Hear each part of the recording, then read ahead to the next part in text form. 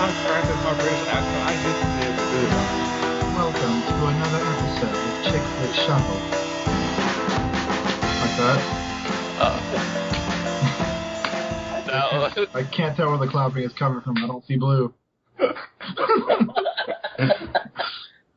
Please, sir, keep listening to another episode of Chick Flick Shuffle. Today, we are reviewing, or giving our opinions on, Bridget Jones' Diary. We're going to do the second movie as well, much later. And the third movie, because we got to review the whole trilogy. Wait a minute. There is a third movie? What? There's a third movie. No. No. I got Stray working on that in the background. He's doing that right now. But Oh my god. there is I a was about to musical. say, that was a third movie. Where the hell was I? There is a musical, but not a I'm third. dropping out of this project if there was a third movie, and I'm Wait a made minute. to watch. A musical? Really? That's a whole different story. So, It shouldn't be a story at all. Period. Stray, why don't you tell us what this movie is about, since this one's your baby? This is not my baby, and you haven't introduced everyone else yet. Ah, fine. This is just supposed to be the Stray podcast. We're just supposed to listen like good little kitties. Well, we have Stray, Who is in pain right here? and we have Ziggy. Hello. I write books. Lies. He teaches elementary kids. Hi, I'm a music composer. I play violin. Since I'm black, I'm required to play the bass, which I Or do. the drums. And And, I do play the drums. unlike Ziggy, he has actually written a book. Well. And finally, Let me straighten up my bow tie. let me put a fez on that.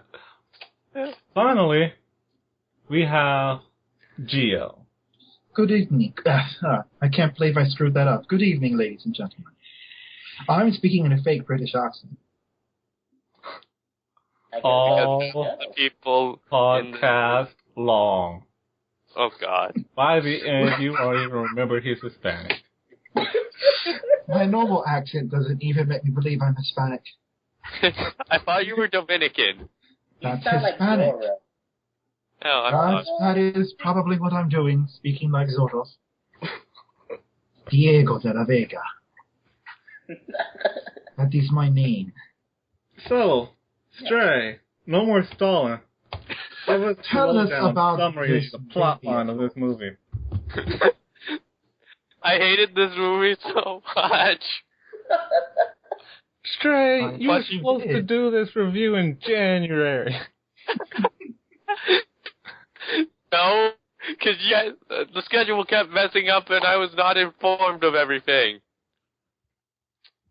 Thank you, guys. You had 8 months. Okay, this movie is about Bridget Jones, who starts off the movie completely single and hates all couples. Nobody talk yet. Just keep silent until he Yeah, finishes. keep going. Well, did it start around Christmas time? That's what the party was? Yeah, New Year's. Okay, What? Stray. I'll take it from you.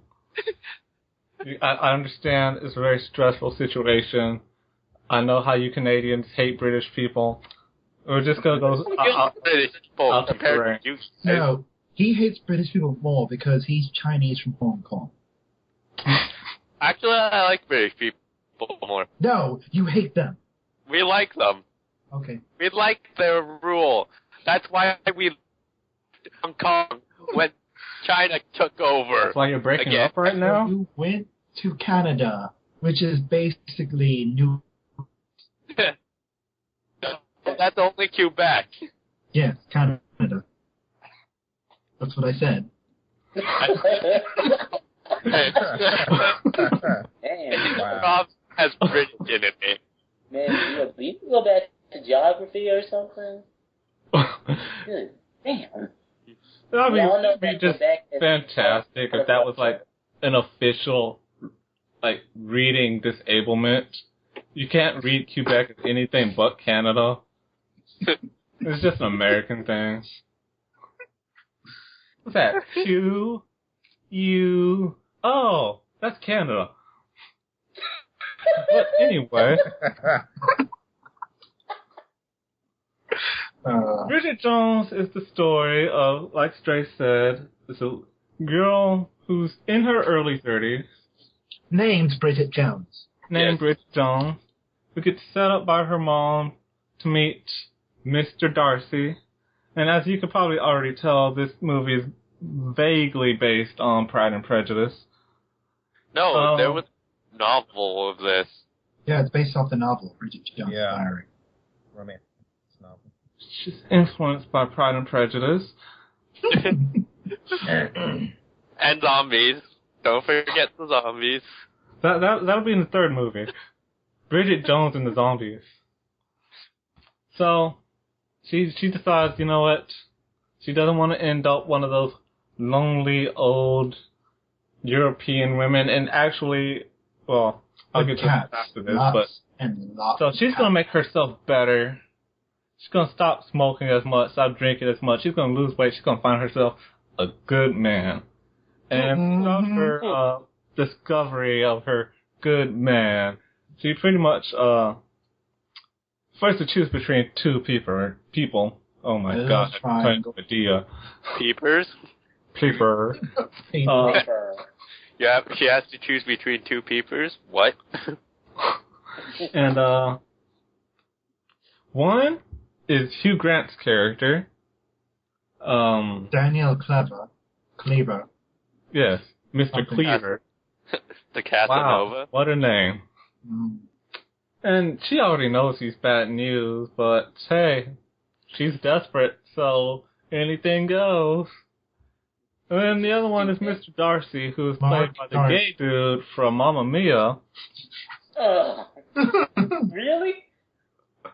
Yeah. Wait. That was him? Wow. That was... Blew my mind.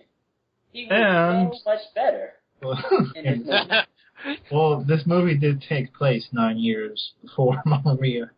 Yeah, he did do good in The King's Speech, I'll have to admit. I was made to watch that movie. But I haven't seen it. Oh. And, it was a movie. Yeah, pretty much have to choose between him and Mr. Darcy. Who's... Yeah. So... They're both douches, though. They're British, what do you expect? Here's one thing I noticed in the movie. Just the first thing that stood out when I watched this movie. Just the very first thing that stood out to me. Ugly British women are a whole nother level from ugly American women. Like, they're all still ugly, but oh my gosh.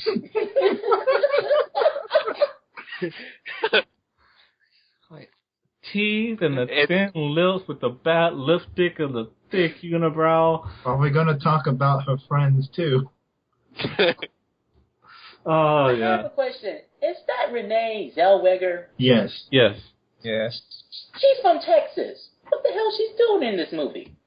What? They play Americans all the time. We can't have an American play a British person.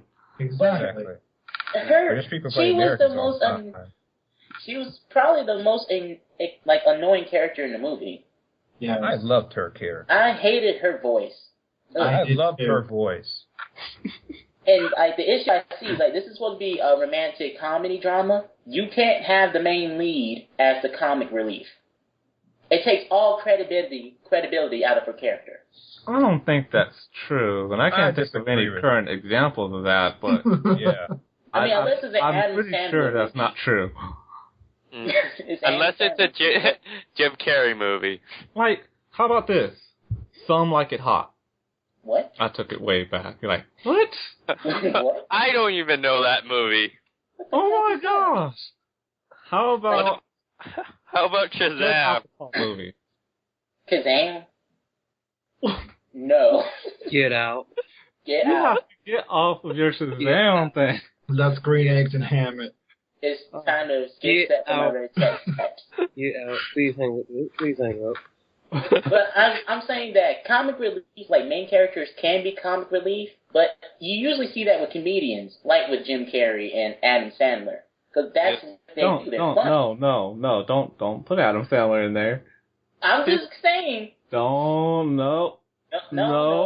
I already said Wait, what about Owen Wilson? He's not that funny. Yeah, he's never been Jackie Chan, but he does have a certain timing. His brother and is charisma. funny. Jackie Chan, depends on the movie. Come on, a romantic movie with Jackie Chan. Have you ever seen a romantic movie with Jackie Chan? I was just talking about a comedy. It's not a comedy. I wasn't talking about a comedy. I could probably find a Jackie Chan movie that is romance. I have a few Jackie Chan movies, romance, but they weren't released in the States. They're mainly overseas. That's exactly what I was talking about. Not in America. Not in America. But it doesn't count. Because all Quebec is Canada. I'm just saying that, look, Bridget Jones, her character, she was I couldn't take her seriously at all throughout this movie. I couldn't. I couldn't even care for the character. Well, she contradicts herself all the time. And nothing. People don't contradict themselves? I mean, it's true, That's but human. She literally starts off the movie saying, "I'm going to change my life," then just contradicts everything. Well, and then she gets upset. She doesn't really change her life until halfway through the movie. A lot of people don't change their lives anyway. Like, have you ever seen a girl in New Year's Eve? I'm going to do this, I'm going to do this, I'm going to do this. Do they ever do any of that? They fail. Well, they try for the first 2 weeks. And then they fail. She didn't even try the first 2 weeks. I just love, She did, except they don't show you that. They tell you, she passed by a building, and the lights on the building tell you the progress that she made. I wasn't paying attention. I remember seeing that part, but I guess you're right. A lot of people don't stick to to their own beliefs and all. New Year's resolutions? Oh, New Year's resolutions. I know I don't, but if we're supposed to watch a movie where a character grows, she does a terrible job of doing it. Well, and then, I agree that she doesn't really develop that much. No, I don't think that's. I don't know how directorially they intended that to be part of the movie. How much focus that was supposed to have. Her character development was done very sloppy. You can't push the character forward, then knock her back, then push her forward and knock her back. There's no type of balance. Because, for me, this movie was less about her and more about the relationship of these two men from her perspective. But, these two guys aren't even good people. Literally, before they got with her, they were cheating. Well, the Daniel guy, he was sleeping with that New York chick. Yeah. At the same time. I don't think Mark did anything wrong, did he? Yeah, the book publisher is the main problem. Yeah, the book publisher is the one who's sending harassing messages to Renee Zellweger. But see, hey, that's you're missing the thing about him. You can't hate Mr. Cleaver for doing what they tell you he's gonna do at the very beginning when they first meet him. Yeah. She's like, don't go out with this guy. This guy's sleazy. This guy dates everybody. Goes out with everybody. And then she just goes out with him. It's foreshadowing. And it's not like it's a relationship. Not foreshadowing if they tell us outright. Yeah. But I don't know. As far as cheaters go, I don't hate him. He didn't do any harm in the movie, technically. Because, I don't know, I hate to say the phrase, but he was like a good-natured cheater. And I suppose that he figured that she knew what she was getting into by going out with him to begin with. Probably. But she gets upset when, he finds him, sleeping with another girl, was understandable, but, literally, she told herself that in the first 5 minutes of the movie. That guy's a sleazeball. Yep. Yeah. But see, this is another thing that you have to understand about that. and this is so true. You know, Women want to get everyone with the bad always boys. tells you this, and this is especially bad in the UK because I know I have some UK friends. So like when women, it's like Christmas cake. When they get over their 30s, their mid-30s, they get real desperate. Like you notice how the next day at work, she just got that see-through blouse and just took it on to that next level, right? Yeah. So. Like She's in her mid-30s. She's scared. She's desperate. That's just what's going to happen. That's why when we turn 30 and we're going after all those mid-30s chicks, it's going to be like Scrooge McDuck diving into a gold pile. Everyone else is going to be baby daddies and all this other stuff, and we're going to be like, hey, want to go out? Oh my gosh. And then go to Japan. Kermit cake. Like Kermit cake, that event is really bad in Japan, but it happens everywhere. Yes, the age changes once in a while, depending on area. Usually it's 30, I find. Yeah. Well, did anybody else, besides me, find the voices of everybody just annoying? Like you just don't like British people, it sounds like. I love British people, but Renee Zellweger's accent was bad. Like, there was a few characters whose accent was there, but it wasn't forced. Like, they were British. Except for Renee Zellweger.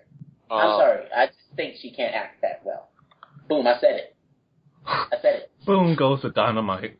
I don't care what Were you saving that for the end of your review? I'll say it again at the end of the review. I'll say it one more time. Renee Zellweger, I'm sorry. You suck. Boom. I can't say that. Because for me, she wasn't that bad in this movie, and I haven't seen enough in her other movies to tell, because, quite frankly, we haven't reviewed any Renee Zellweger movies, so... Was she in Charlie's Angels? No. Oh. No, but she was in Cold Mountain. And she was highly acclaimed in Cold Mountain. For her character in it. I never watched any of her movies. I see with you. No, I'm just pointing that out. She does have some acting chops. But you can't put her next to Hugh Grant. Because Hugh Grant has kind of outshined her in acting. Well, no, Hugh Grant will outshine her in acting like Hugh Grant because he's the same in every movie. I just like Hugh Grant. Okay. That's a badass name. Hugh I would Grant? name my son Hugh Grant. Hugh Grant. Yes. He sounds like he's rich and he gets pussy on the weekends. Stepping away from the characters for a little bit, I guess, well, no, let's sidestep to the friends, because I really didn't mention that, and Gia reminded me of They them. only show up, they only mention their character traits, and that's about it. Yeah, they don't have real big characters. They're like sitcom friends, they show up to add zaniness, and then they're gone. The one chick that works in publishing that says, fuck, if we got a word. The one guy that wrote a one-hit wonder, and that's all he did. Now he's writing that. You would all do this. I went from to write a one-hit wonder, so I could just be in that music video, just ride that out the rest of my life. Dick riding Obama. Music for You're gonna be on the horse. Call it rap from rags to bitches. It's gonna be great.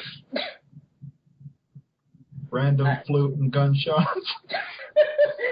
Nigga, you ever heard this augmented hell, nigga? Let me show you something. Ooh, that's a B flat, bitch. But actually, as McFisticuffs was mentioning, that one girl that was her friend, I think the one that worked in the publishing company, her voice was annoying. Thank you. It was high pitched. Didn't she also have that one friend that always finds her when she was in the bathroom or something? Yeah. Yeah, that's the one we're talking about. That's the one. She also works at a publishing company, right? Yeah, that's what we mentioned. Like every time she started talking, like, nope. No. You go somewhere else. Right to that bathroom. But yeah, let's take a break from the characters, because I want to talk about, specific events in the movie. Okay. Sure. For example, at the very beginning, Bridget Jones, her mom is trying to, hook her up. So she invites her to these parties, right? And I'm thinking, my mom would do that. My mom would so do that. That's so messed up. I can't believe she hasn't done that yet. I'm the one that I'm just gonna walk in here and just see, like, this girl on the couch, like, Nick, this is so-and-so, and I'm just gonna turn around and be like, nope. My first thought was that fan. Yeah. And then, why do you think the white girl? why do you think the Asian girl? Oh, come back. Straight, you should say this. It's racist when we do it. You should say it straight. I don't really give a crap. I'm racist to my own race. Yeah. The Uncle Ruckus. You don't have to go that far. Dang. Don't even consider yourself Asian. You're white. At the very beginning of the movie. I'm black. Oh, damn. No. Well, After I'm that kidding. scene, You're Ganguro. there's a scene where she's black. singing. And that scene, I don't like that scene at all, because it's just filler. Because it's a short movie anyway. I guess they're just trying to pad it out to get a theater release. But With all the that montages. I cannot stand this movie. Ever. Then, Does this actually beat Bratz for number of montages? no, Bratz was I only longer. remember one montage. Okay. Bratz was longer, too, wasn't it? Yeah, I think it was. it seems like montages always happen after awkward moments. Yeah. So this movie's filled with them. Oh, yeah. The training montage. Doesn't this movie take place over the course of a year? Yes. Actually, so yeah. No, more than a year. A little more. You sure? Because it ends on a Christmas. But she starts off with 32, and there's this one part she says she's 33 now. So Yeah. It's a year, yeah. Yeah, it's around a year. The movie, No, it is a year. it seemed like it's been rushed. Like, the movie it was a little bit too fast. It should have slowed it down a little bit. Like, the relationship between Bridget and, what's his face? Cleaver. Mm-hmm. It moved really fast. Got about a good 10 to 15 minutes of relationship out of them. I don't know. I think if they showed that, or, like, slowed it down, because then they would just have to add unnecessary padding. Yeah. Because I'm not really sure what more they could show. And while they could, the Cleaver relationship, while they could show more of that, that was basically sexual anyway, so what would they show except them having sex? It would Like, just Since turn you don't into like porn. Renee Zellweger, I'm pretty sure the last thing you want to see is a sex scene with her having sex with Hugh Grant. I'm just saying that, the whole dialogue between Bridget and Cleaver or Daniel is nothing but flirting. Like, they never really discuss. Well, they're Like, just flirting with, everything. I mean, there's some snoo going on, so it's not just flirting. So, it seems like every single line I hear from Daniel is him flirting. That's all I hear from him. Yeah, because that's all he does. Yeah, he's the playboy. That's his character.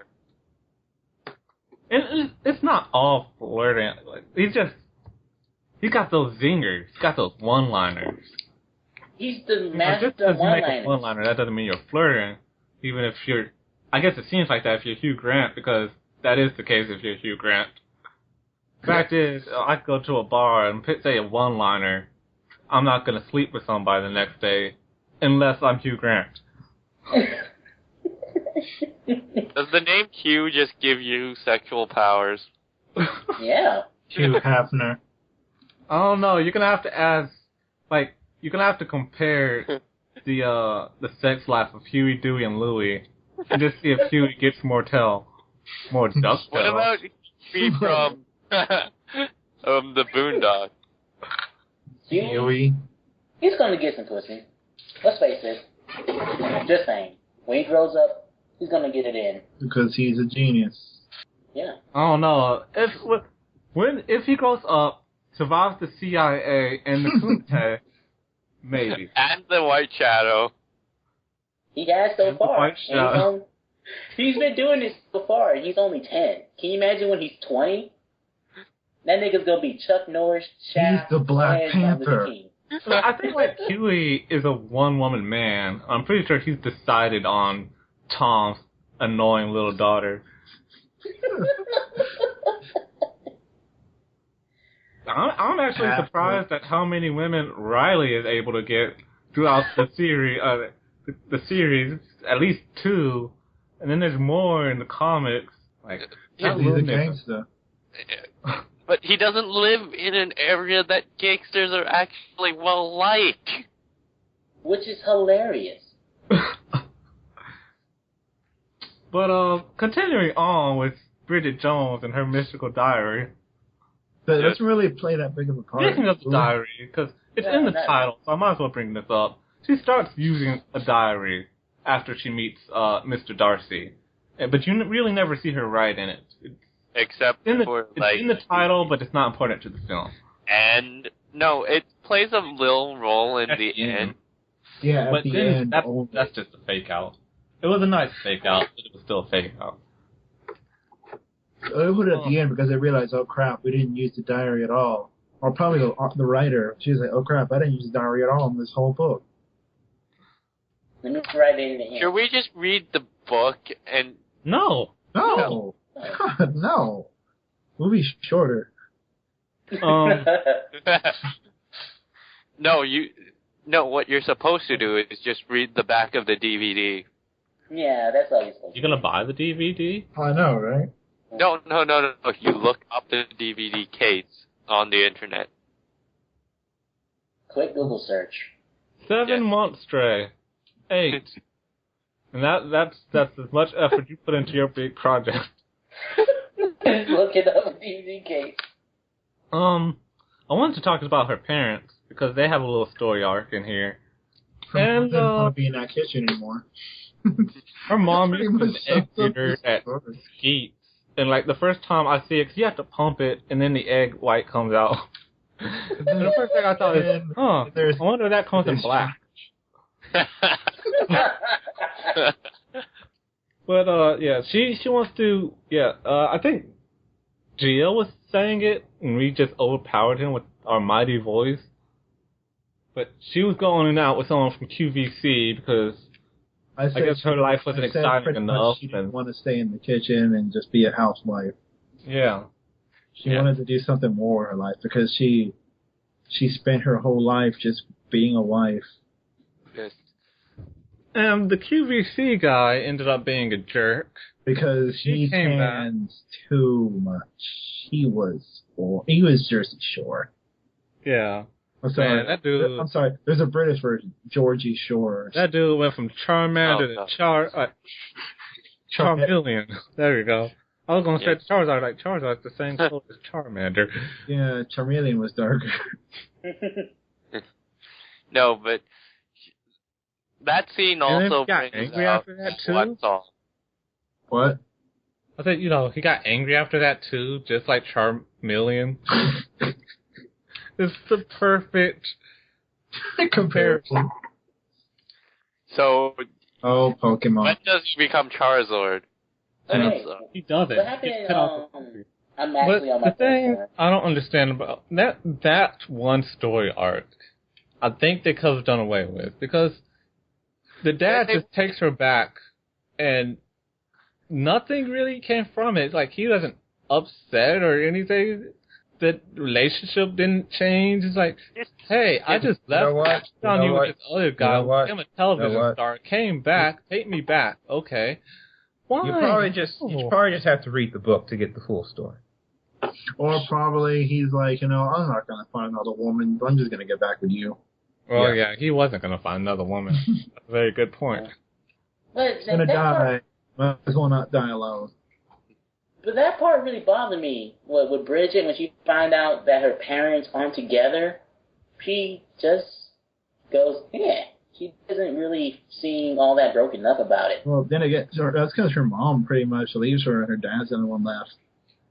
And then she goes over to see her dad. Her dad is like in pieces on the floor, and she's like, "Don't worry, Dad. I'm sure you can get her back." And let's go to this party. You have to understand, okay? You have to take this into account. She probably hadn't had sex in a very long time, and now suddenly she's a wonton sex goddess. I was gonna say who, the mom or Bridget? Bridget. Now she's on that high. She's on that sex high.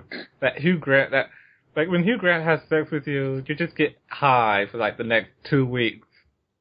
If I was that dad's son, I would probably be like, fuck that bitch. Well, too bad you had one daughter. I mean, like, she left you for a QVC guy. British QVC. British QVC. orange QVC. It just seems like this movie was tossing nothing but terrible characters at. Like, not a lot of them had any redeeming qualities about them. Nothing we can relate with. Let's face it, the guy she falls in love with was a douche to her within the first 5 minutes of the movie. They still continue to be a douche until they start, getting together. All right, look, we're going to have to talk about this one. Which guy are you talking about? I mean, he's talking about Mr. Darcy. Mark? Yeah, well, Mark. Then again, think about how she introduced herself to him. She's like, "Oh, I love to smoke and drink and blah, blah." And he's like, no thank you. And he didn't want to be there to begin with. So he's like, my mom made me wear this. He's wearing a stupid reindeer sweater. I'll probably force that on him. Yeah. Mr. Darcy kind of like is my favorite part of the movie. I think he moved this movie, which would have been a 3, to a 3.5. I can't possibly give it a 4. So 3. 3? What? The reason this is because Mr. Darcy is a very realistic example of an introvert in a romantic comedy. Like, he's not so incredibly shy, like exaggerated, makes introverts look bad. He will talk to you, but he's holding a hell of a lot back too. Especially when you consider the fact that he never told her that the guy that she wanted to be with, even at the end, is the one that slept with his wife, not the other one. Well, she never had a chance to explain any part of that situation anyway. Everything she knew about his wife came from her mom and other people. Yeah. So they never had that conversation. He was married to a Japanese woman. What dreadful race. Like, her mom was racist as hell, too. Yeah. Like, what they do to you? Well, you gotta realize what the Japanese... It was the Germans that bombed the UK, not the Japanese. No, but the Japanese did do shit to the British soldiers that did go over there. To where? But didn't this movie take place long after the whole World War II thing? Yes, it did, but she's old. She's talking about them like she was there. She's old enough. She was probably a little girl when they were bombed by the Germans the second time. Well, let's move on. All right. Yeah. Well, the thing is, back when Goliath, I don't know the actor's name, unfortunately, but the one playing that Mr. Darcy, Colin Firth. Firth. Colin Firth. Is that what you said? Yes. Firth. Wow. Well, look, Colin Firth is able to play that well, very well, and a lot of people wouldn't be able to do that.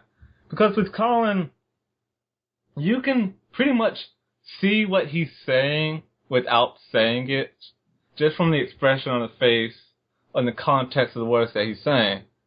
But a more mediocre actor or worse actor, they would just say that one line and just be like a blank slate, and you wouldn't get any of that depth.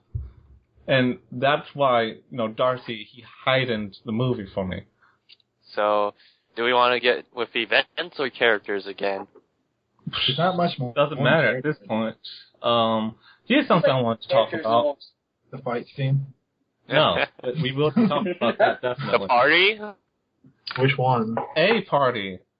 Well, even before we get to that, let's talk about the party One that thing makes that's fun of really Legally weird about Blonde. this movie is how Mr. Darcy and Bridget Jones just keep running into each other all the time. Yeah. They have the red One string as the unrealistic Japanese facet say. to this movie. Horrible Like, people. I can believe it to an extent, but not as much as that happens in this The movie. fact that every fancy party she gets invited to, he just so happened to also have known people enough to get invited to that same fancy party. So it's like all the fancy rich people know each other. But what does Mark Darcy do? Like, what's his He's profession? like a lawyer. He's a defense lawyer. He's a defense lawyer that is totally bored with his life. That he wants does not to go out want to and nail do this. more fun stuff. Totally and does not try want to- doing things people expect him to do. Totally does not want to nail the American chick. She's not American in the movie. Oh, you mean the girl from New York? Yeah. She's so tired of that girl. They're on that boat ride, and he was like, "Oh, Bridget, yay!" Really? Much You more. would pick Bridget? The New York girl was much hotter than Bridget. Yeah, but she's probably less fun. She's a redhead. It seemed that way. Well, we don't know. They didn't show us anything about her, so we just have to assume that she's no fun. That's the only thing. You have to assume from Darcy's. If she was fun, then he would not have left her for Bridget. But wasn't she in that guy's like closet or something, butt naked behind the? That was another guy.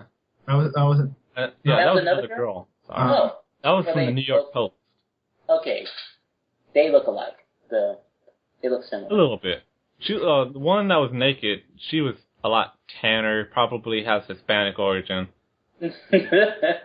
Some type of Hispanic. Yeah. She was kind of like Rosario Dawson, except with flatter lips and less boobs. Speaking of boobs, did anybody else think Bridget's boobs keep changing sizes throughout the movie? I'm pretty sure she had a push-up bra at some point, yes. Like it kept getting, it was small, then got bigger and bigger, and then small, bigger and bigger. Pretty much. Maybe they filmed while she was in that bunny suit, and I'm pretty sure those things have padding. Yeah, I'm just being a pervert, so. You're being a man. Well, look, I mean, really, on a serious note, there's so much fan service in this movie that no one can blame you for it. Like half of Bridget's jokes or crazy situations involve her showing like parts of her body, like her ass. Yes, like she fell down that pole on her ass. And why would the cameraman have the camera right there? On her ass. That cameraman was the real pervert. He was right there, filming the butt as it came down. I don't remember what party I was going to talk about now. Oh, the marriage people party. And this is something I hear of a lot, but I don't know of. But I guess there's not a lot of my friends that are married. I assume that maybe when I turn 30-ish, or when we turn 30-ish, and if we're single, we're all going to get the, man, you should get married before it's too late speech. Because it's just a lot of people hate being friends with married couples for that reason. Yeah. So they can do married people stuff. But not be awkward. Like fondue. Like double dates and play dates with their kids and stuff. And not be awkward and hang out with each other. No. Are we going to talk about the part where Bridget quits her job at the publishing place? Yeah, because she was taught she wanted to get away from Cleaver. And she's like, I'd rather. So she went to work on television. She went to any BBC network that dealt with television. What do you think of El Nino? It's great music, a band. I don't know. Great Latin music, I guess. I think the father's fading. That was. Good with kids. Oh no, I hate kids. They're terrible. How did she get her job at that? By being honest. She's like, look, I'm trying to get away because I shagged my boss. Well, over here, you'd never get fired for shagging your boss. Wink, wink. Well, I'm talking about how did she get that. I was talking about how she got the job at the publishing firm.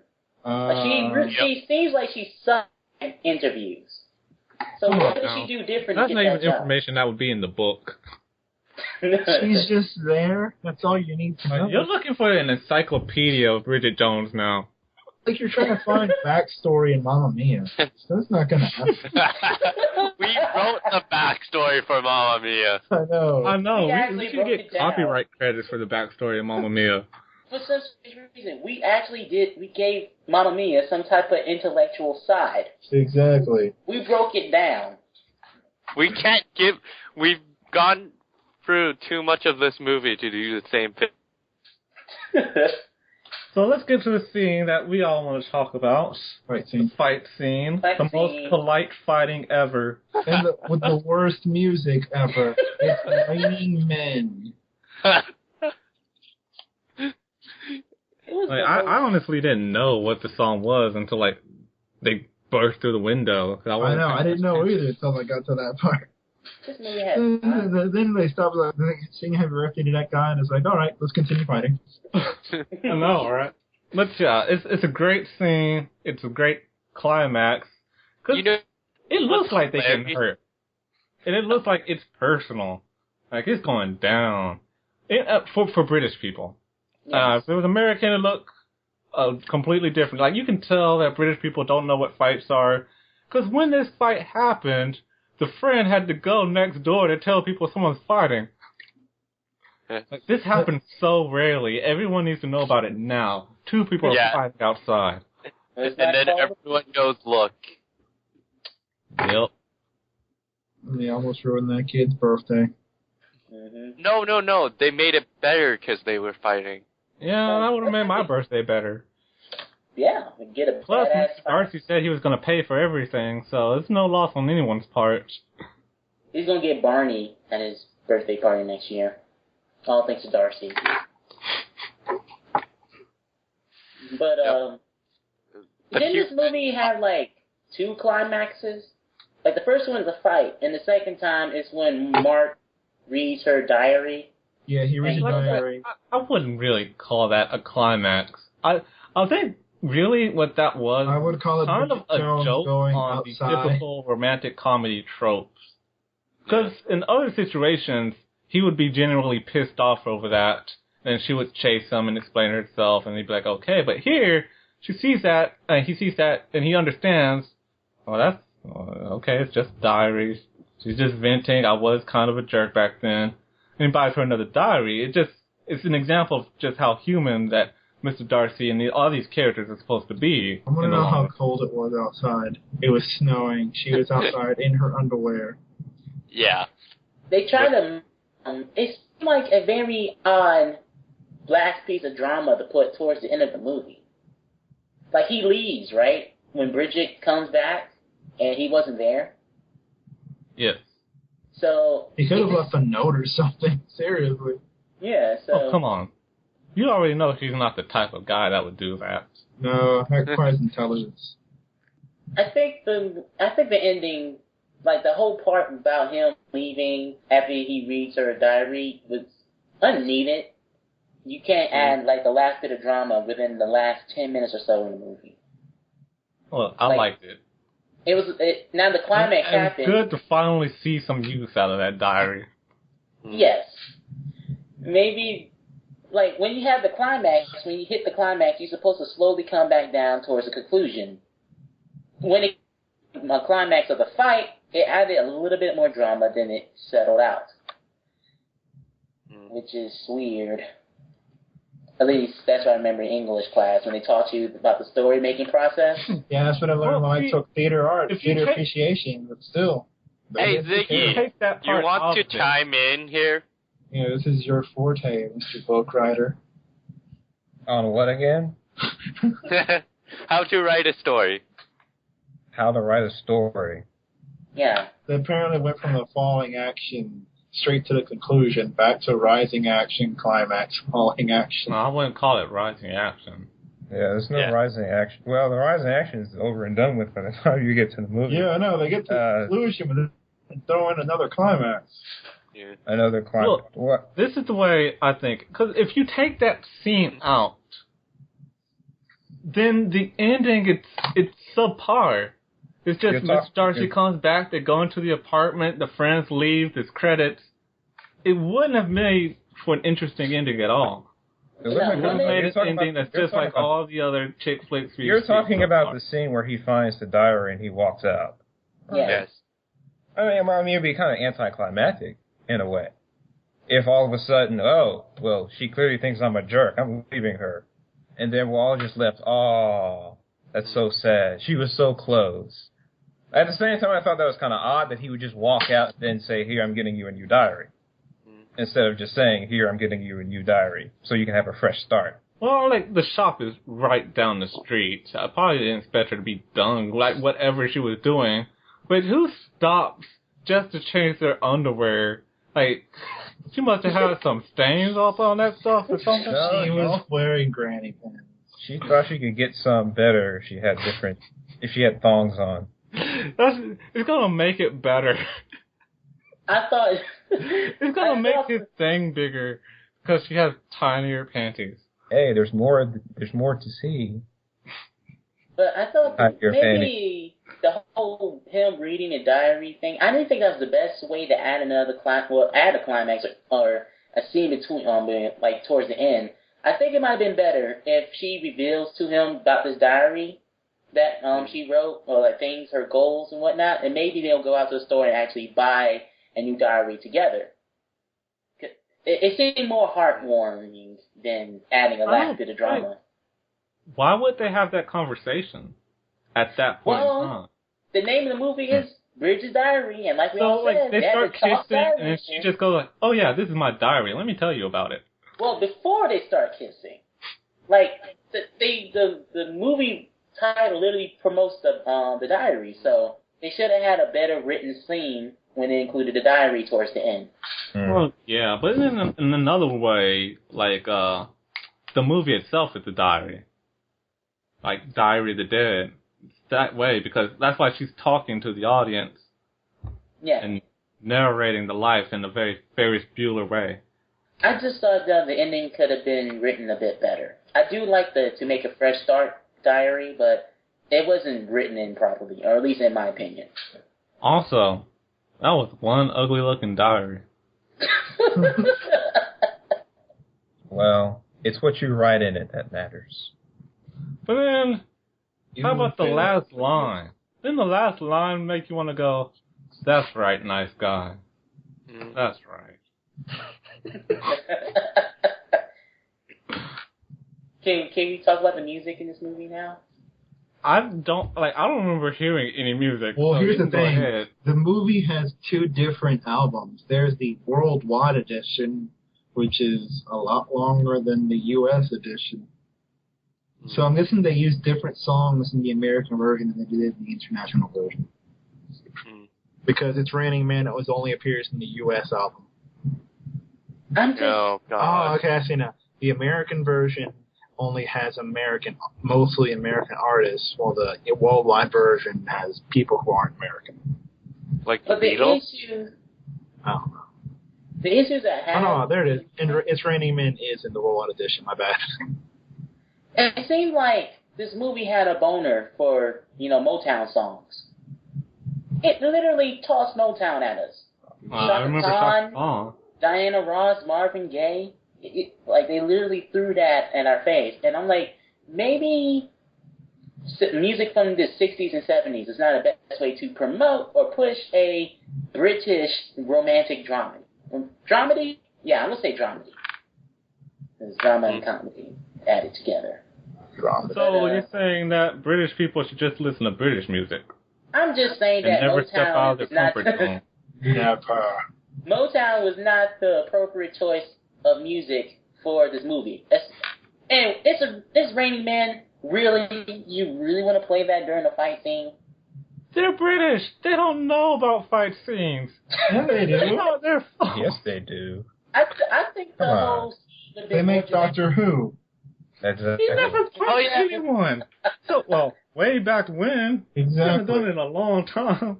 Saying that I thought the fight scene would have been more dramatic if it didn't play any music. Let the fist and the breaking of things. It would have been more dramatic if it didn't. It wouldn't have been breaking of things except the glass, maybe.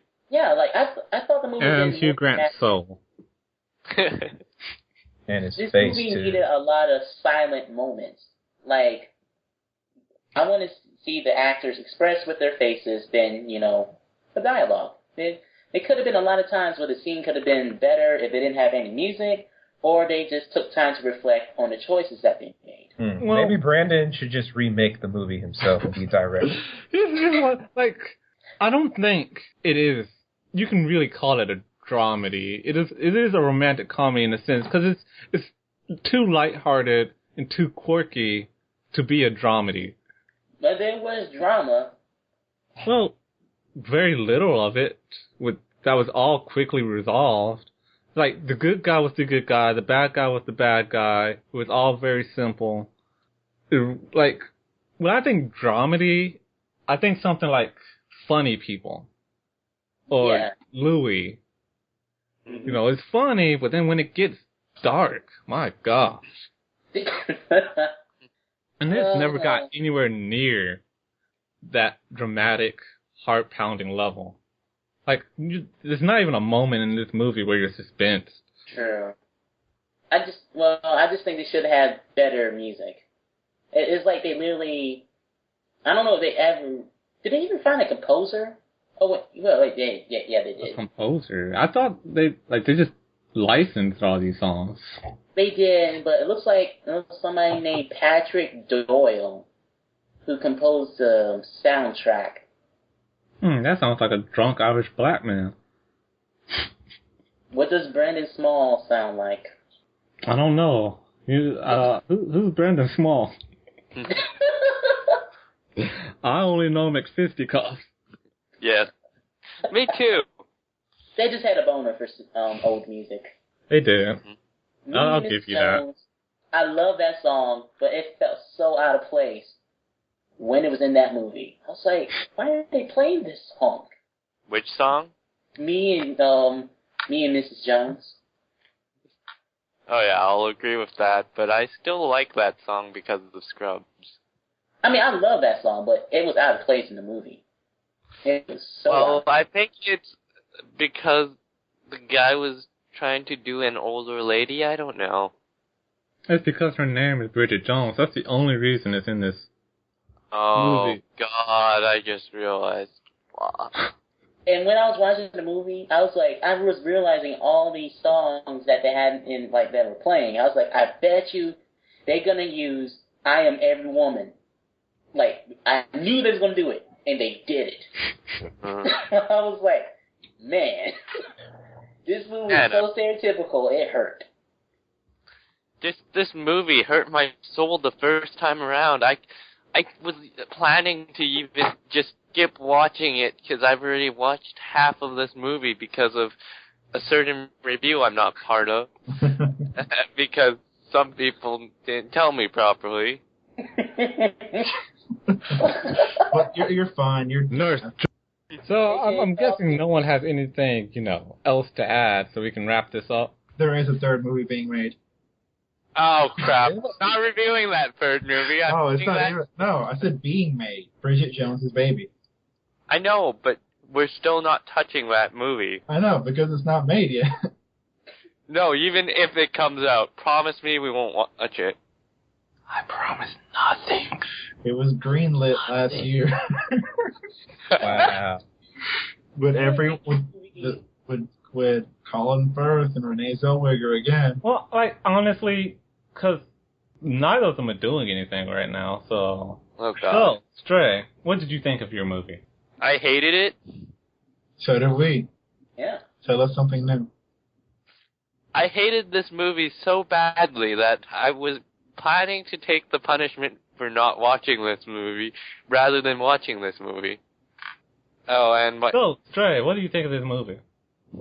I want to hurt my... Okay. Ziggy, I think you might have an interesting opinion on this movie. I don't think the movie was terrible. I mean, not as much as Stray would make it out to be. I mean, for the most part, there are a lot of entertaining parts in it that I particularly enjoy, like the part where she's going down the fire pole and her ass is all up in the screen. I thought that was pretty hilarious. I found that funny. that was hilarious to me. I thought that was pretty funny. I thought that was ridiculous at the same time. At the same time, I mean, there are other parts of the movie that certainly don't match up, like the arc with Jones's mother and father, which really didn't have a huge impact, clearly. But for the most part, it's not a terrible movie. I mean, I'm interested in a way of how the book pans out, but at the same time, I don't think it deserves a sequel or another one. Well, I will tell you this. The second film is based off the second book, which is a sequel. The third movie, on the other hand, is just original. There's no base story. Oh Jesus, this is going to be bad. Please. Don't worry about it. You don't have to watch it. You don't have to watch it. You don't want it. It's okay. Yeah. It'll be all right. Yet. McFisticuffs. I've been ripping on this movie all night. Now you're gonna give it a 5 out of 5. I'm gonna actually name some things in this movie that I did like. Give it a 6 out of 5. I like the weird, like the ladies, like the women in this world are weird. I'm into weird girls, so I would like to date somebody who's as eccentric as Bridget Jones. But not you the same person. Bridget Jones. But somebody who's not quite right in the head. I need someone who could be next to me drinking as much as I'm drinking, just so I know that I'm not a disgusting piece of shit. And well, let's see, what else I did like. Even though I didn't like Renee Zellweger's acting, this is probably one of the fewer movies that I've seen on Chick Flick Shuffle that had somewhat decent acting. Like, in the past few months, we reviewed a bunch of crap. We reviewed a lot of crap. But this movie and The Runaways, to me, that's some of the best acting I've seen since being with the podcast. Yes. There were some parts in the movie that made me giggle, but, there was way too many awkward moments for me to enjoy the story. I was fine to see what happened next, then they insert joke, then insert awkward thing, and then the movie slows down for like 3 minutes. Then it picks up. Like, the awkward moments makes the movie slow down, and it slows down way too much. So, it should have picked up a little bit faster. The music was out of place, though it did play some of my favorite songs. Still felt that it should have used something else and used the original score, not a bunch of music that everybody heard before. And a lot of the music didn't have anything to do with the scenes. It was weird. But I'm going to give this movie a 2.5 out of 5. It's It's an movie. I give it a 1.5. Some of the acting is good, and I do like listening to some of my favorite songs, but it's not spectacular, and it definitely does not deserve a second movie or a third one. Yeah, this being called My Baby probably brought it down by that 1 point, that extra point you gave it, McFisticuffs, but yeah, I really don't like this movie, and I will be happy as soon as we review the sequel, and not review the third movie, hopefully. I give it a 2.9 because I cannot give this thing a 3. A 3 is a bit too much. You can't give it an average? I can't give it an average, but it's slightly below average. I just can't really watch this movie, and I didn't even like it at all. What about you, The Great N? How do you feel about this movie? The end. Well, I've already rated it, didn't I? Like I said, I gave it a 3.5. It's, I think it's quirky, lighthearted movie. I think it does start off a bit slow. It does have scenes that probably would have been better off removed. Something I was going to say, but I forgot, so move on. I think most of the acting is okay or better. I'm in the mood that there shouldn't have been a sequel either.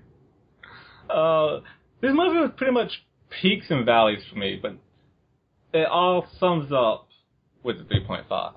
So, next time on Chick Flick Shuffle, Bridget Jones' Second Diary. Oh God, this movie made over $280 million. where all of our ratings would just be -1 of the ratings you've heard just a second ago. 1.9. 1.5. 0.5 for straight.